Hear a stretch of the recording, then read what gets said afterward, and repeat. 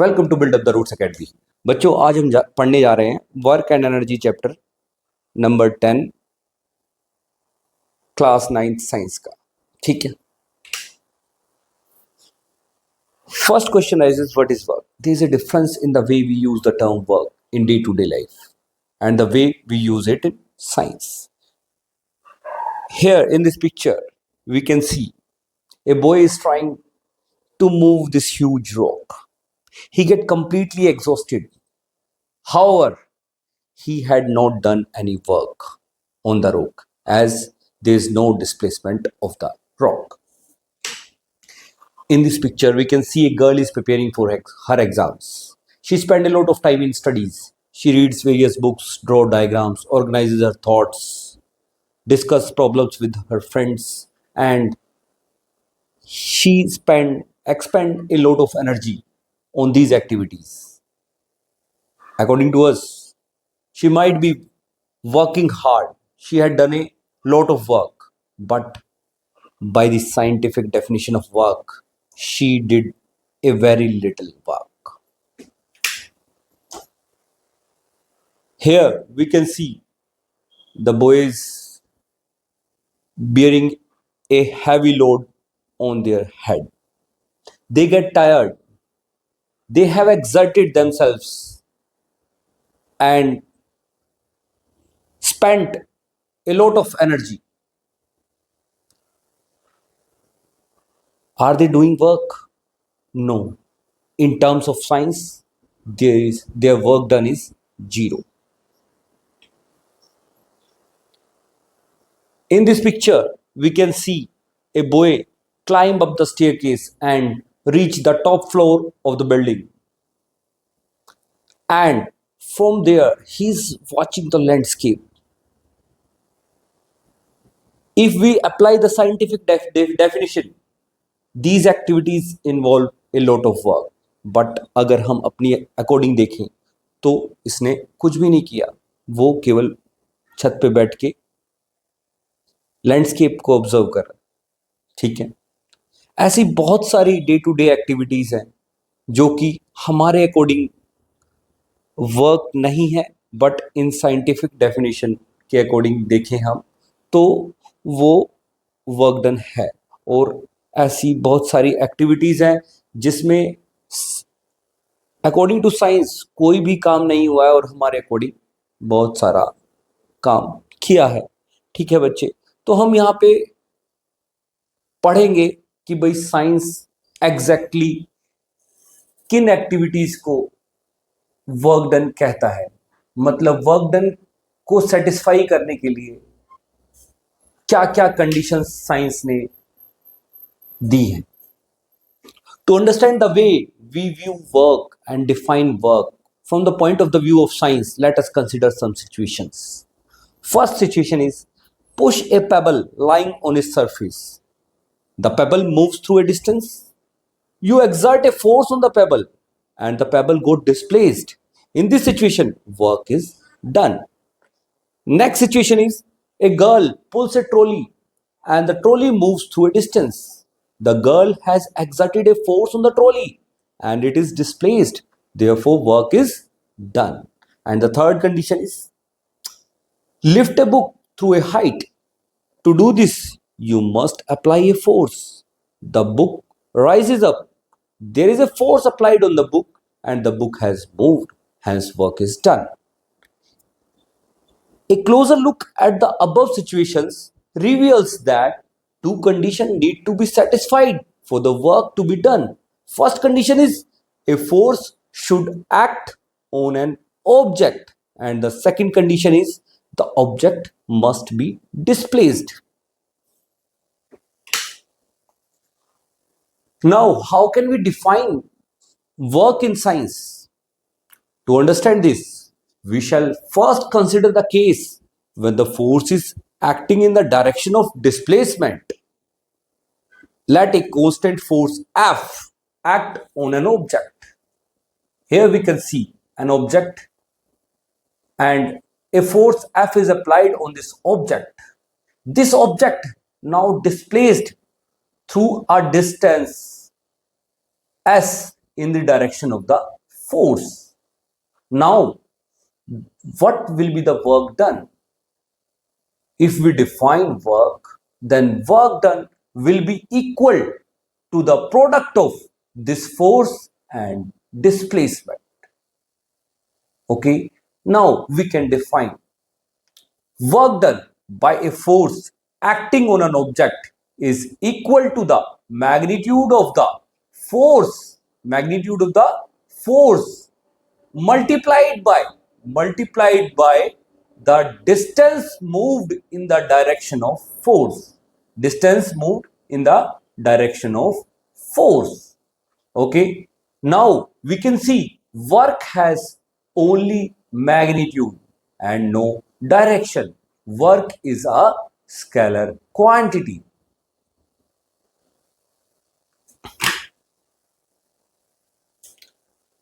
Now we can define work as work done in moving a body is equal to the product of force exerted on the body and the distance moved by the body in the direction of force. एक और तरह से हम define कर सकते हैं बच्चे, work done in moving a body is equal to the product of force exerted on the body and the displacement of the body. देखो बच्चे, तीन तरीके से मैंने इसको डिफाइन किया और तीनों ही डेफिनेशन में एक ही बात निकल के सामने आती है। वर्क डन किसके इक्वल है भाई? फोर्स और डिस्प्लेसमेंट के। जितना फोर्स अप्लाई किया और उसके कारण जो डिस्प्लेसमेंट हुआ, इनका जो प्रोडक्ट है वही हमारा वर्क डन है। ठीक है बच्चे, अगर हम इस फोर्स को 1 न्यूटन मान लें और डिस्प्लेसमेंट को 1 मीटर मान लें, तो वर्क डन क्या हो जाएगा भाई? 1 newton into 1 metre is equal to 1 newton metre. तो बेटा जी वर्क डन क्या हो जाएगा? 1 न्यूटन मीटर। यहां पे जो यूनिट ऑफ वर्क डन निकल के आई न्यूटन मीटर आई। ठीक है बच्चे, और ये न्यूटन मीटर इक्वल्स टू होती है जूल के। तो बेटा जी न्यूटन मीटर लिखो या जूल लिखो, बात एक ही है। तो बच्चे अगर 1 न्यूटन हमने फोर्स अप्लाई की और 1 मीटर डिस्प्लेसमेंट हुई, तो वर्क डन भी तो 1 ही आएगा। वो 1 क्या होगा? 1 जूल होगा या फिर 1 न्यूटन मीटर होगा, क्योंकि जो वर्क डन की यूनिट है वो न्यूटन मीटर है या फिर हम जूल लिखते हैं। ठीक है बच्चे, तो मैं डिफाइन कर सकता हूं कि 1 जूल वर्क क्या होगा भाई? 1 जूल वर्क वो अमाउंट ऑफ वर्क होगा जो कि किसी ऑब्जेक्ट पे जब 1 न्यूटन फोर्स लगेगी और वो ऑब्जेक्ट 1 मीटर डिस्प्लेस्ड हो जाएगा इन द डायरेक्शन ऑफ फोर्स, तो जो अमाउंट ऑफ वर्क डन होगा ना वो 1 जूल होगा बच्चे। इस तरीके से हम 1 जूल को डिफाइन कर सकते हैं। ये आपके एग्जाम में आ सकती है बेटा जी ये डेफिनेशन। ठीक है, तो अभी आप समझ गए होंगे कि 1 जूल और 1 न्यूटन मीटर एक ही बात है और 1 जूल को हम कैसे डिफाइन कर सकते हैं। ठीक है बच्चे, चलिए नेक्स्ट स्लाइड पे चलते हैं। तो बच्चे वर्क डन इक्वल्स टू हमने देखा फोर्स इनटू डिस्प्लेसमेंट होता है। अब मैं आपसे 2 क्वेश्चन करता हूं। What is the work done when the force on the object is 0? क्या आप बता सकते हैं भाई? जब फोर्स 0 हो गई तो उसको डिस्प्लेसमेंट से मल्टीप्लाई करेंगे तो 0 ही आएगा। इट मीन्स अगर फोर्स 0 होगी तो वर्क डन भी हमारा 0 होगा। अब दूसरा क्वेश्चन करता हूं, what would be the work done when the displacement of the object is 0? अगर डिस्प्लेसमेंट की वैल्यू 0 होगी बच्चे, तो फोर्स की वैल्यू, फोर्स कितना भी लगाया, अगर डिस्प्लेसमेंट 0 है तो हमारा वर्क डन 0 होगा बेटा जी। हमने एग्जाम्पल देखा था, एक बच्चा ह्यूज रॉक को मूव करने की कोशिश कर रहा था लेकिन वो डिस्प्लेस नहीं कर पाया, उसका डिस्प्लेसमेंट 0 था रॉक का, तो वर्क डन उसका 0 हो गया बच्चे का। ठीक है, despite of spending a lot of energy उसका वर्क डन 0 हो गया बच्चे। ठीक है, इस तरीके से हम देखते हैं वर्क डन 2 चीजों पे डिपेंड करता है, फोर्स और डिस्प्लेसमेंट। ठीक है बच्चे, एक भी 0 है तो पूरा वर्क डन 0। ठीक है, चलो आगे बढ़ते हैं। अब बेटा जी एक एग्जाम्पल है आपकी एनसीईआरटी में दिया हुआ, उसको मैं थोड़ा रीड आउट कर देता हूँ और फिर एक क्वेश्चन मैंने यहाँ पे दिया है, आपकी एनसीईआरटी में ही दिया हुआ है, उसका सॉल्यूशन आप खुद करेंगे। तो बच्चे एग्जाम्पल में है a force of 5 newton is acting on an object. यहां पे फोर्स की वैल्यू दी हुई है 5 न्यूटन, फोर्स की वैल्यू दी हुई है 5 न्यूटन, ठीक है। The object is displaced through a 2 metre, मतलब यहां पे ऑब्जेक्ट जो फोर्स लगाई उसकी वजह से ये ऑब्जेक्ट डिस्प्लेस हो गया 2 मीटर, ठीक है, in the direction of force, force की डायरेक्शन में। ओके, समझ गए। तो बच्चे यहाँ पे फोर्स की वैल्यू हमारी कितनी आ गई, यहाँ पे हमारी जो फोर्स की वैल्यू आई हमारी, जस्ट ए मिनट बच्चे, थोड़ा सा पीछे चलते हैं, ये आपको मैं यहाँ पे सॉल्व करके दिखा देता हूँ, ठीक है। यहाँ पे हम देखते हैं जो हमारा फोर्स है बच्चे, वो फोर्स है हमारी 5 न्यूटन, ठीक है, और जो डिस्प्लेसमेंट है वो हमारा है 2 मीटर, ठीक है बच्चे। तो हमें वर्क डन पता है क्या होता है, फोर्स इनटू में डिस्प्लेसमेंट। फोर्स हमारा 5 न्यूटन हो गया और डिस्प्लेसमेंट हमारा 2 मीटर हो गया, तो मैं कह सकता हूँ 5 टू 10 होता है, 10 न्यूटन मीटर हो गया बच्चे, और न्यूटन मीटर को मैं जूल भी लिख सकता हूँ, ठीक है बच्चे। इस तरीके से हम देखते हैं कि जो क्वेश्चन का आंसर आता है वो 10 जूल है। It means if the force act on the object all through the displacement then the work done is 10 joule, ठीक है बच्चे। इस तरीके से आप क्वेश्चन को सोल्व कर सकते हैं। अब इस क्वेश्चन को भी कर ही देता हूं बेटा जी, मैं बता देता हूं आपको, एक बार एक्सप्लेन कर देता हूं। यहां पे क्या है, a force of 10 newton act on a object, मतलब sorry a force of 7 newton, यहां पे फोर्स की वैल्यू दी हुई है 7 न्यूटन, ये आप देख सकते हैं, ठीक है। द डिस्प्लेसमेंट इज से 8 मीटर, मतलब इस फोर्स की वजह से जो डिस्प्लेसमेंट हुआ वो 8 मीटर हुआ, ठीक है, in the direction of the force, force की डायरेक्शन में, ठीक है। Let us take it that force act on the object through the displacement, what is the work done in this case. तो बच्चे वर्क डन आपको पता ही है, force into में डिस्प्लेसमेंट होता है, और फोर्स की वैल्यू आपको पता है 7 न्यूटन है, और डिस्प्लेसमेंट की वैल्यू आपको पता है 8 मीटर है। तो बच्चे यहाँ पे क्या आ गया, 7 8 56 न्यूटन मीटर, ठीक है बच्चे। इस तरीके से हम देखते हैं कि सिंपल सा कॉन्सेप्ट है, हम वर्क का सिंपल सा कॉन्सेप्ट है कि वर्क फोर्स इनटू डिस्प्लेसमेंट होता है, ठीक है बच्चे। फोर्स की वैल्यू दी हुई है, डिस्प्लेसमेंट की वैल्यू दी हुई है, तो वर्क निकालने में हमें कोई भी कष्ट नहीं है। तो बच्चे, और हमें यूनिट हमें हमेशा याद रखनी है कि यूनिट वर्क की न्यूटन मीटर होती है या फिर जूल होती है। तो बच्चे वर्क को आप यहाँ पे इसका आंसर लिख सकते हैं, work done is equal to 56 joule, ठीक है, और 56 न्यूटन मीटर, ठीक है बच्चे। चलो नेक्स्ट क्वेश्चन पे चलते हैं। इस स्लाइड में बच्चे हमें अब अपने आप से क्वेश्चन करना चाहिए कि वर्क डन क्या नेगेटिव हो सकता है, क्या वर्क डन नेगेटिव हो सकता है। तो दिमाग में आएगा यार वर्क डन तो हमारा स्केलर है, स्केलर है तो डायरेक्शन नहीं होती, डायरेक्शन नहीं होती तो नेगेटिव कहां से होगा। तो बच्चे देख लेते हैं, यहाँ पे मैंने 2 कंडीशन डिस्कस की हैं, आपकी एनसीईआरटी में दी हुई है।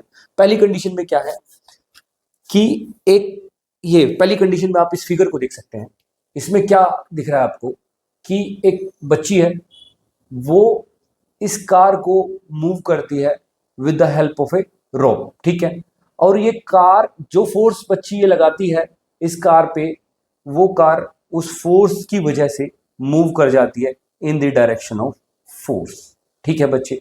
यहां पे वर्क डन क्या होगा भाई, हमें पता है फोर्स की डायरेक्शन में ही मोशन हो रहा है, मोशन फोर्स की डायरेक्शन में ही हो रहा है, और फोर्स की वजह से डिस्प्लेसमेंट भी है। इट मींस जो यहाँ पे वर्क डन होगा वो क्या होगा, यहाँ पे जो वर्क डन होगा, वर्क डन हमें पता है क्या होता है, फोर्स इनटू में डिस्प्लेसमेंट, और यहाँ पे जो फोर्स है किसकी डायरेक्शन में है, in the direction of motion. तो बेटा जी फोर्स की वैल्यू यहाँ पे पॉजिटिव होगी, और यहाँ पे डिस्प्लेसमेंट भी है, डिस्प्लेसमेंट भी पॉजिटिव है, तो बेटा positive into positive is equal to positive. तो बच्चे यहाँ पे वर्क डन हमारा पॉजिटिव होगा। अब सेकंड कंडीशन में हम देखते हैं, इसमें क्या है बच्चे, एक ऑब्जेक्ट मूव कर रहा है, एक ऑब्जेक्ट मूव कर रहा है, ठीक है बच्चे, एक ऑब्जेक्ट मूव कर रहा है, और इस मूविंग ऑब्जेक्ट पे एक रिटार्डिंग फोर्स लगी, रिटार्डिंग फोर्स लगी। रिटार्डिंग फोर्स क्या होती है, always in the opposite direction of motion होती है, ठीक है बच्चे। तो यहाँ पे जो भी हम एक साइन कन्वेंशन लेते हैं कि मोशन की डायरेक्शन में हर एक चीज पॉजिटिव होगी, और अपोजिट टू द मोशन हर एक चीज नेगेटिव होगी। तो यहाँ पे जो फोर्स लग रही है वो रिटार्डिंग फोर्स है और वो opposite to the direction of motion है, तो बच्चे यहाँ पे फोर्स हमारी नेगेटिव होगी। तो मैं वर्क डन यहाँ पे क्या लिखूंगा, माइनस एफ, और इस डायरेक्शन में मूव कर रहा था तो यहाँ पे कुछ डिस्प्लेसमेंट इसने कवर किया, तो डायरेक्शन डिस्प्लेसमेंट तो इसकी पॉजिटिव ही होगी। तो बच्चे यहाँ पे माइनस इंटू में प्लस, तो plus into minus always negative आता है, प्लस माइनस माइनस होता है, तो यहाँ पे वर्क डन नेगेटिव होगा बच्चे। इसका मतलब ये क्लियर हो गया इन दोनों कंडीशन से कि वर्क डन हमारा पॉजिटिव और नेगेटिव दोनों हो सकता है। ठीक है बच्चे, पॉजिटिव और नेगेटिव दोनों हो सकता है, ये दोनों कंडीशन से हमारा क्लियर हो गया बच्चे। अब हमें रीजन बताना है कि किस कंडीशन में ये वर्क डन पॉजिटिव होगा और किस कंडीशन में हमारा वर्क डन ये नेगेटिव होगा। तो बच्चे मैं रीड आउट कर देता हूं, lift an object up, work is done by the force exerted by you on the object. मतलब किसी ऑब्जेक्ट को अगर मैं उठा के ऊपर लेके जाता हूं, अपने सर के ऊपर रखता हूं, तो ऑब्जेक्ट को उठाने के लिए मैंने कुछ फोर्स लगाई और नीचे से ऊपर तक लेके गया मैं सर के पास, तो बच्चे कुछ डिस्प्लेसमेंट भी हुआ, इट मींस काम तो मैंने किया। ठीक है बच्चे, the force you exerted is in the direction of the displacement, और जो फोर्स मैंने एक्सर्ट की वो डायरेक्शन ऑफ द डिस्प्लेसमेंट, बिल्कुल डिस्प्लेसमेंट की डायरेक्शन में। ठीक है, however there is a force of gravity acting on the object, और हाँ बेटा जी अब क्या है, फोर्स ऑफ ग्रेविटी भी लग रही है उस ऑब्जेक्ट के ऊपर। ठीक है, तो अब हम ये क्वेश्चन करते हैं अपने आप से कि which one of these force is doing positive work. अब बच्चे देखो, मैंने ऑब्जेक्ट को ऊपर उठाया, मैंने फोर्स लगाई ऊपर की डायरेक्शन में, और ऊपर की डायरेक्शन में ही हमारा मोशन हुआ। तो बच्चे मेरे द्वारा जो फोर्स लगाई गई दैट इज पॉजिटिव, तो यहां पे वर्क डन मेरा पॉजिटिव होगा बच्चे। ठीक है, अब जो बच्चे फोर्स ऑफ ग्रेविटी लग रही है वो अपोजिट डायरेक्शन में लग रही है, वो मोशन को अपोज कर रही है, मोशन को, इट मींस वो in the opposite direction of displacement है। तो बच्चे जो नेगेटिव, जो ये फोर्स ऑफ ग्रेविटेशन जो काम कर रही है यहाँ पे, वो जो वर्क होगा वो नेगेटिव होगा बच्चे यहाँ पे। ठीक है, तो इन दोनों एग्जाम्पल से हम डिफाइन कर सकते हैं work done is negative when the force act opposite to the direction of displacement, और work done is positive when the force is in the direction of displacement। मुझे लगता है बेटा जी अब वर्क डन आपका एकदम क्लियर हो गया होगा। ठीक है, नेगेटिव भी होता है, पॉजिटिव भी होता है, और नेगेटिव कब होता है और पॉजिटिव कब होता है, अब इसका आंसर आप आराम से दे सकते हैं। तो बच्चे एक क्वेश्चन कर लेते हैं। इस क्वेश्चन में बच्चे क्या है, एक पोर्टर है, वो लिफ्ट करता है एक लगेज को, 15 kg का वो लगेज है। इट मींस ये 15 kg क्या है बच्चे, ये 15 kg क्या है, मास है। ये 15 kg क्या है, मास है। ठीक है बच्चे, इसमें मास दे दिया इसने। A porter lift luggage 15 kg from the ground, मतलब ग्राउंड से ऊपर उठाता है, and puts it on his head 1.5 metre above the ground, मतलब ये 1.5 मीटर उस लगेज को डिस्प्लेस करता है। ठीक है, इसका मतलब जो एस है, जो डिस्प्लेसमेंट है वो 1.5 मीटर मिल गई। ठीक है बच्चे, अबव द ग्राउंड हो गया। ठीक है, calculate the work done by him on the luggage, work done निकालना है। अब वर्क डन मुझे पता है फोर्स इनटू में डिस्प्लेसमेंट होता है, और यहाँ पे फोर्स कितनी है, फोर्स तो यहाँ पे दी ही नहीं हुई है, तो इट मींस फोर्स हमें निकालनी पड़ेगी बच्चे। पहले फोर्स के बारे में सोचेंगे हम। ठीक है, क्योंकि डिस्प्लेसमेंट तो हमें दिया हुआ है, डिस्प्लेसमेंट की वैल्यू तो हमें पता है 1.5 मीटर है। अब हमें सोचना है फोर्स की वैल्यू क्या होगी। अब हमें जो दिया हुआ है, हमें दिया क्या हुआ है, मास दे रखा है 15 kg, इसकी हेल्प लेनी है। इसकी हेल्प कैसे लें, अब हमें पता है फोर्स, भाई ऑब्जेक्ट को ऊपर उठाया है उसने, यहां पे अगेंस्ट द ग्रेविटी वो काम कर रहा है, ये फोर्स जो है यहाँ पे, आपने सेकंड लॉ ऑफ न्यूटन का सेकंड लॉ पढ़ा है, force is equal to m mass into acceleration, यहाँ पे एक्सेलरेशन इज ग्रेविटी। ठीक है, तो बेटा जी यहाँ पे जो फोर्स होगी 15 इंटू में 10। ठीक है, और 15 इंटू में 10 क्या है, 15 मास m है, तो बेटा जी इसकी ये मास की यूनिट क्या होती है, kg होती है, तो 15 kg हो गया। और gravity acceleration due to gravity की यूनिट होगी आपकी 10 मीटर सेकेंड स्क्वायर, ये एक्सेलरेशन की यूनिट होगी। तो बच्चे 150 kg मीटर सेकेंड की पावर -2, ठीक है, ऐसे भी लिख सकते हैं इसको। ठीक है बच्चे, अब यहाँ पे मुझे फोर्स मिल गया तो बेटा अब मैं वर्क डन निकाल सकता हूँ आराम से। 150 इंटू में S इज इक्वल टू 1.5। ठीक है बच्चे, अब वर्क डन की यूनिट यहाँ पे फोर्स हमारी ये जो है इसको हम न्यूटन भी लिख सकते हैं। ठीक है बच्चे, तो मैं शॉर्टकट में न्यूटन लिख देता हूँ। 150 न्यूटन इंटू में 1.5 मीटर। ठीक है बच्चे, 150, अब यहाँ पे इसको पॉइंट को हटाएंगे, नीचे 0 आएगा तो एक 0 से एक 0 कट जाएगी। 15 इंटू में 15 इज इक्वल टू 225 न्यूटन मीटर। तो बच्चे 225 न्यूटन मीटर, और हम इसको लिख सकते हैं 225 जूल। तो बेटा वर्क डन हमारा आ गया 225 जूल। ठीक है बच्चे, इस तरीके से आप आराम से ये क्वेश्चन को सॉल्व कर सकते हैं बच्चे। तो बच्चे इस स्लाइड में हम देखते हैं जेम्स प्रेस्कॉट जूल के बारे में। जेम्स प्रेस्कॉट जूल जो है एक ब्रिटिश फिजिसिस्ट थे। He is best known for his research in electricity and thermodynamics. Among other things, he formulated a law for the heating effect of electric current. He also verified experimentally the law of conservation of energy and discovered the value of mechanical equivalent of heat. The unit of energy and the work called joule is named after him. तो बच्चे हम देख सकते हैं ये James Prescott joule जो थे, इनका बहुत बड़ा कंट्रीब्यूशन है। ये ब्रिटिश फिजिसिस्ट थे और इन्होंने वेरियस कंसेप्ट ऑफ फिजिक्स पे काम किया, लॉ दिए, और इसी के लिए उनके नाम को ही एनर्जी और वर्क की यूनिट के रूप में हम यूज़ करते हैं। ठीक है बच्चे, इस तरीके से बेटा जी अभी हमने वर्क वाला जो पार्ट है आपके वर्क एंड एनर्जी चैप्टर का, वो हमने क्लियर कर लिया है। कल हम देखते हैं नेक्स्ट पार्ट में एनर्जी के बारे में।